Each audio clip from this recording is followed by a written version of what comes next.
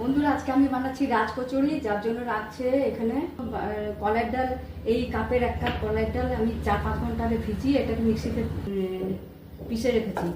আর কাবলি ছোলা সেদ্ধ, আর 2টো আলু সেদ্ধ, এখানে বিট কুচি করা, গাজর কুচি করা, 1 বাটি দই, এখানে ধনে পাতার চাটনি, তেঁতুলের চাটনি, 1 কাপ সুজি, আধা কাপ ময়দা, আর লাগছে একটু ওই মিহি। এই যে বন্ধুরা, আমি এটা মিক্সিতে ঘুরিয়ে একটু গুঁড়ো করে নিয়েছি সুজিটা। আর এই কাপের আধা কাপ, 1 কাপ সুজি আর আধা কাপ ময়দা দিলাম, অল্প লবণ দিয়ে। এই যে বন্ধুরা, আমি এটা শক্ত করে একটু মাখলাম, মেখে আমি এটা 10 থেকে 15 মিনিট ঢেকে রাখবো রেস্টে, যাতে সুজিটা একটু ফুলে যায়। বড়াগুলো ওই দই বড়ার মতো ছোট ছোট করে বড়াগুলো ভাজবো। ফাটানো হয়ে গেছে, এবার আমি বড়াগুলোকে বানাবো। তেলটা গরম হয়ে গেছে, এবার আঁচটা কমিয়ে আমি বড়াগুলো দিচ্ছি।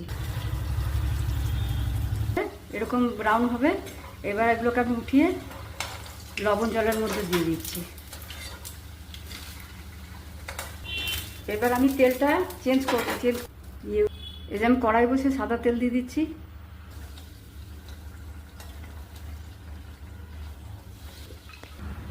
এই যে বন্ধুরা, এই আলু সেদ্ধ ছিল, ওটার মধ্যে আমি ভাজা জিরের গুঁড়ো দিয়েছি, ধনেপাতা কুচি, কালো নুন, কালো লবণ দিয়েছি, আর এখানে দিচ্ছি আমি গোলমরিচের গুঁড়ো।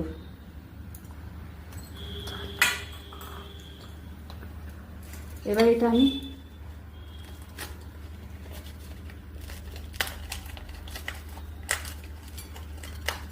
এর মধ্যে ওই কাবলি ছোলাটা সেদ্ধ ওইটা একটু দিচ্ছি, আলু সেদ্ধটা মাখাটা দিচ্ছি, ছোট ছোট করে কাটা ওটা দিচ্ছি,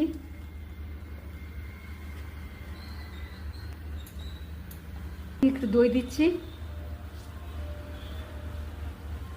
একটু সেউ দিচ্ছি, দই বড়াটা উপরে দিচ্ছি, উপরে আর একটু দই দিচ্ছি, এটা একটু দিচ্ছি, তেঁতুলের চাটনিটা দিচ্ছি, এবার একটুখানি বিট দিচ্ছি, গাজর কুচানো আছে ওটা দিচ্ছি, একটু উপর থেকে আর একটু সেউ দিয়ে দিচ্ছি। এটা আমার রেডি হয়ে গেল। এটা আমি গোপালকে দেবো। আপনারা অবশ্যই একবার বানাবেন অবশ্যই। আজকের মতো এখানে আসছি। লাইক, শেয়ার, কমেন্ট করবেন, সাবস্ক্রাইব করবেন। নমস্কার।